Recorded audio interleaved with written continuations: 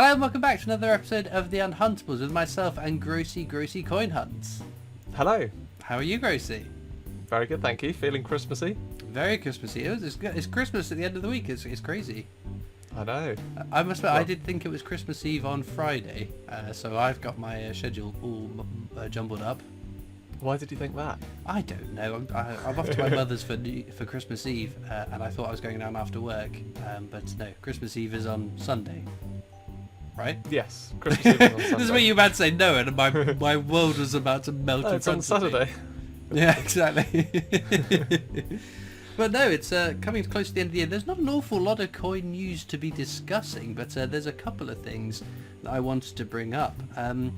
Firstly, though, the latest coin release, the T-Rex, the first of three 2024 50p's, although one has been released this year, have come out. So what did you make of that then, Grosey? Yeah, I think it's good. It's a nice design that uses all the space on the coin. The only thing I would say, I'm not a big fan of them releasing 2024 coins in 2023. So again, we'll get onto that, but we'll jump to that. We'll jump back to the T-Rex.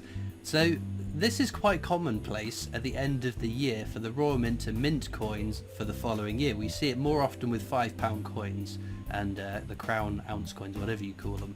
So like the lunar years has always been. In fact, in 2022, the year of the rabbit was released the day the Queen died, which was in September, and that was dated for the following year. Yeah. So that's quite the lead-in, whereas this dinosaur coming out is very close to the end of the year. As far as I'm aware, and I will be corrected swiftly in the comments, I'm sure, this is the first time it's happened with a 50p coin, though. So we've not had a post-dated, I guess, I don't know, yeah, it would be post-dated, a coin for the 50p dated for the following year, released in this year. But it is quite common for other coins, so it's not so much of a mess around in my head, but I do think about it when you were then looking back at previous releases, especially when I'm writing up videos for the Britannic Coin Company. I'm talking about this coin which was released in that year, and I'm thinking, was it released in that year? And then I'd have to go back and oh no, that was one that was released the year before the actual year of mintage. So that's the only time where I come unstuck with it, but overall, yeah. My view on the matter don't you is, like it then? I think that it is just a not so much a money grab, but it is because people get hyped over the strangest of things in coin collecting world, and it's, to me, it just looks like, oh, look at this 2024, get your hands on an early release coin from 2024, you want to buy that, just seems like a marketing ploy to me. So I would challenge that, and I don't think I've seen the Royal Mint money grabbing in that sense, saying it's a predated coin. There are other companies that will that resell Royal Mint coins that will jump on that and say it's the next year's coin this year. But if they didn't jump on that, they'd be jumping on something else, like, oh look, there's 3 dates on this coin. Yeah, there's lots of things. It is what it is. But I think that also, what would happen if, I'm not saying anyone is going to do this, but theoretically that means that I could buy one. Are they arriving this year? Or? Yeah, I've got... Okay, so I could buy one and then I can go and spend it, and then that's illegal because there's a 2024 dated coin in circulation. Imagine the subject access request you'd have to make following that and arrest him for But no, I can kind of understand it with the Lunar New Year, because the Lunar New Year doesn't fall within our calendar year. Yeah, so that's a so coin in my mind. that. It made sense to do early because you want to buy it ready to gift it at the New Year. So you want it ahead of the release. But yeah, I get it is a bit weird, but such is life. But it happens for so many years now that that's just what they do, isn't it? Yeah. Again, I would much prefer if it was nice and simple. Date on the year is date on the coin is the year that it was minted, and ideally sold as well. But yeah. So I think we're gonna have to agree to disagree on that. I won't be wound up by such a petty little thing. I mean, I think they're both quite reasonable opinions to have on it. I think that I can see the arguments for both, but yeah.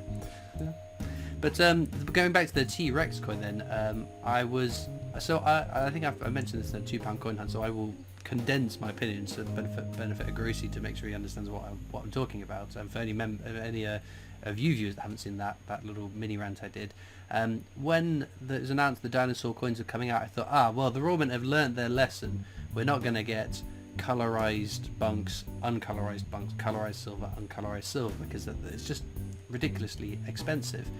So I thought, surely now they've learnt their lessons. You can see it with the Music Legends. They've slimmed down what they're releasing. With other ranges as well, they've slimmed down what they're doing. And to my shock and horror, when I logged onto the Rawmen webpage at 9 a.m. to order mine, yes, colorized bunk, non-colorized bunk, colorized silver, non-colorized silver. So it feels a bit like double dipping. It was the case with the previous dinosaurs, and is the case with this one. But the one saving grace, which I think has placated my initial uneasiness, is that mintage figure on their silver proof without colour being 500. Yeah. What's going on there? I saw that. I can't quite believe how low that is. No, it's a no-brainer. Probably a record low. You have to get one, haven't you? If you're buying silver, that is, you've got to get one. Which is probably their way of making sure people buy them.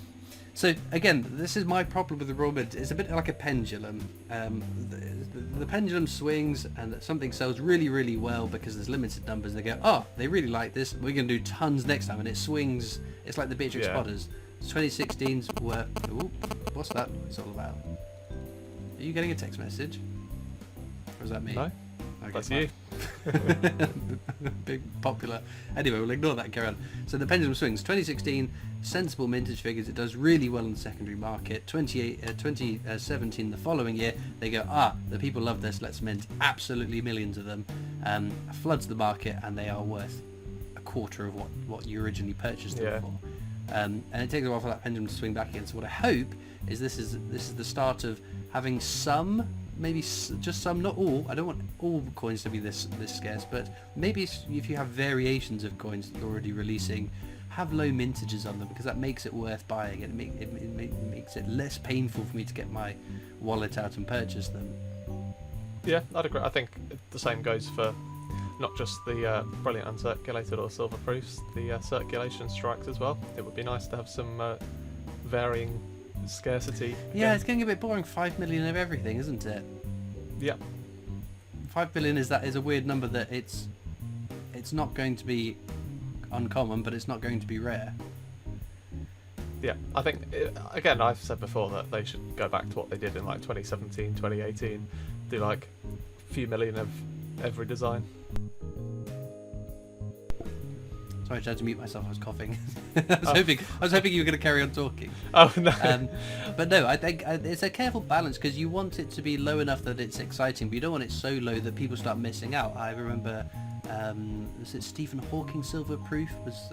It sold out very, very quickly, and I missed and had to buy from the secondary market. So it was a bit of greed having to pay over the odds for a coin that had just come out. And if that was happening too many times, I would give up. So it's a careful balance to walk. But I don't know. But I know it is. But on the other hand, that's part of the fun of it, though, isn't it? Trying to get the coin. You know, if it's so easy that you just buy them all, and then there's hundreds of thousands of each. Well, not necessarily the silver proofs, but if there's tens of thousands of the designs, then as you say, the pendulum goes the other way. But again, I think it's good to have some variation in the scarcity. Yeah, but 500 is so low, isn't it? That is crazy. Yeah, that's like gold proof level. Absolutely crazy. So yeah, that is definitely one to watch. And then when the second and then third coin are released, assuming they will still have a 500 mintage of the silvers, because that tends to be what it is. That follows exactly what the first release is. I think that's a real potential profiting set of coins. Not that I ever buy coins for profit. I buy them because I've always been buying them, and I don't want to miss any now. I was just about to say, not that you buy them as an investment. Exactly, yeah. But I've yet to see any of them reselling on the secondary market, so it'll be interesting to see how that comes out. I was going to say, strike on the day for 2024. They've usually been doing one a year. Got any inclinations what you think might be the strike on the day for 2024? So this is go to the Rawmen's experience. You can strike your own coin, and generally for a big event, there's one day you can only strike the coin on only that day. So Brexit was on the day of Brexit. The Platinum Jubilee was on the day of the Queen's Ascension. The coronation was on the day of the coronation. So what could it be this year? Are we getting ahead of ourselves though, in the sense that have there just been strike on the days because there happen to have been 3 quite poignant events in the last 3 or 4 years? Well, the VE Day was going to be one, which I would say is not less poignant, but it's not something happening then. So like the coronation was happening then, Brexit was happening then, the Platinum Jubilee was happening then. The VE Day anniversary was an anniversary of something that's previously happened. I guess kind of like the Platinum Jubilee, but it's different because there were big national celebrations around the Platinum Jubilee. That was its own event, whereas the 75th anniversary of VE Day isn't as poignant, I guess, or time sensitive as the previous ones.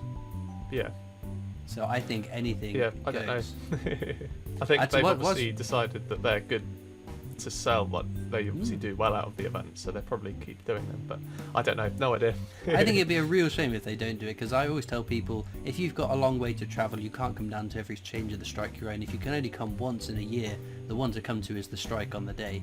Oh yeah, definitely. It's such an exciting buzz of all like not just Grosey Iron Hour friends and other coin tubers, but it's all the viewers that come along as well. It's a great melting pot of spending the day saying hello and chatting to these subscribers and viewers and other coin enthusiasts. Yep, it's always a good weekend, especially the strike on the days, as we're saying, because they always do something special. I don't know. Yeah. They do the mint up, have all decorations and whatever else, but obviously relevant to whatever it is the event is. But so my hot pick for what I think could be the strike on the day. Now, bearing in mind we only know a handful of coins that are coming out next year. There will be plenty more that we are not currently aware of. But what we do whatever know, Christopher says, it won't be that. Yeah, exactly. I have never called it right with the strike you're in. But I think the Paris Olympic Games Team GB50P could be the one. It begins on Friday the 26th of July, ends on the 11th of August. I think a strike on the day beginning the Friday and then running through the rest of the Olympics as the Team GB strike. What a strike on the day. But what is the day though? The day, well, Friday, the opening ceremony? The opening games. Right. Yeah. That's what I would hazard a guess at. But I did jot down as well some other big anniversaries that are happening throughout 2024. So we have the 80th anniversary of D-Day. Bang man, we've got a 75th anniversary. I reckon there's a good chance we'll get an 80th anniversary of D-Day. 125 years of aspirin. Aspirin isn't a British scientific creation, but we've seen the Royal Mint spreading out a little bit further in terms of what they're prepared to mint onto British coins. So aspirin, for its 125th anniversary, could be a innovation science maybe. There were some weirder ones. 90 years of cat's eyes. Can you believe that? 90 years that cat's eyes have been on the roads. Oh, Cat's Eyes. I thought you were talking about some sort of band that I've never heard of. Yeah, I think that you could get called a little design, a little like glow in the dark. What? Just a road, just a green for an exit, red for the. It's just a blank coin, but in the dark there's 2 little dots that lighten up in the centre. That would be quite cool. That would glow in the dark coin. Yeah, it's not text on coins as well, which I know you don't like. Other things, it was the 100th anniversary since the first royal broadcast, which was George V's opening of the British Empire exhibition. 25 years of the Welsh Assembly and Scottish Parliament. 200 years of the RSPCA. That's got to have something, hasn't it? And then one that's a bit more inside baseball is the 6th of May, which is the 70th anniversary of Roger Bannister's 4-minute mile. Obviously, we had the Roger Bannister 50p back in 2004, was it? Yep. So it's the 70th anniversary of that happening. So it might be a little inside baseball celebrating something that's been celebrated on a coin. So, but I just thought that there's another one to chuck in. But no, they were the ones that I came up with. We obviously are aware of some of the coins that are coming out already. But in addition, how many of those get picked, I'll be quite excited to see. It's always good looking at the anniversaries coming up and trying to imagine coins for each one of them. Definitely. I think our cat-sized ones is great. I think our cat-sized ones is perfect. But that being said, I am very conscious that I've done the lion's share of the talking. So if you go to Grosey's channel, you can see the other half of this conversation going on. We'll get to see who found the best coins. Okay then, so in terms of what we have found, 4 from the territories, 2 from the Isle of Man. Are the different dates? I can never remember. No, both 2015, that's the Tower of Refuge. And then 2 from Jersey, that's a 2008 and a 1990 dated one. I pulled this one out as well. I'm not sure how easy it's going to be to show the sort of... there's a weird little outline around some of the characters, especially if you look at the number. So 2012 there. And slight bordering around it, which I think is a kind of cool little error-y, variant-y, anomaly thing. And then this one, again I put out because it looks far too shiny. It's sort of like a mirror finish on the background field, but obviously the detailing is not frosted. So I did speak to Grosey and he reckons it's come from a BU set, which is a pretty cool thing. So I guess if we are close on our finds, it'd be interesting to see whether Grosey's opinion on this one potentially being a BU coin sets us apart. So do go over and check out Grosey's video and let us know who you think found the better coins today. Links as usual are down in the description, as are the details of everything we've been looking for in this 5p coin hunt. There's also links to my other social media channels, to Grosey's half of the video, the PO box address if you want to write into me, and of course a link to the Britannia Coin Company, who I work for as my day job, so please do go and check their YouTube channel out as well. All it leaves me to do is thank you so much for watching. I hope you've enjoyed, and I'll see you next time for more coins. Bye.